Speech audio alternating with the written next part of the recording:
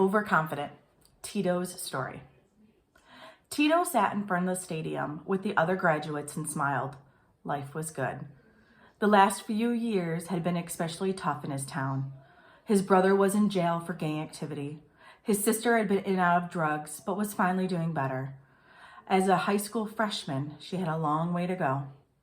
The rock star of the family was Tito, the one that mom and dad were proud of. He was the first to graduate from high school, and he'd be the first to attend college. The scholarship had come in, and his job was looking good for the summer. Tito knew where his strength had come from: God. Since he'd become a Christian, his life had really turned around. His youth director had rescued Tito from a disaster, often during his high school years. But this year, God stepped in big time.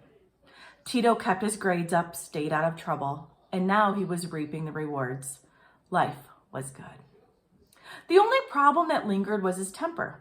It had been a year now since he'd been in a fight, but with God in his life, he knew his fighting days were over. His temper had been calmed.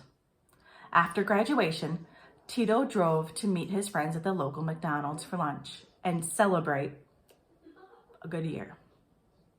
On the way to McDonald's, music maxed out on his stereo.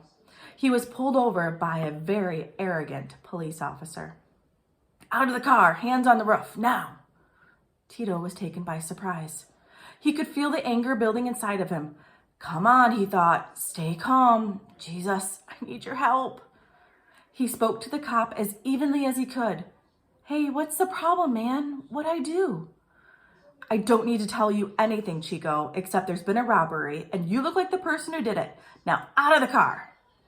Tito's anger was building.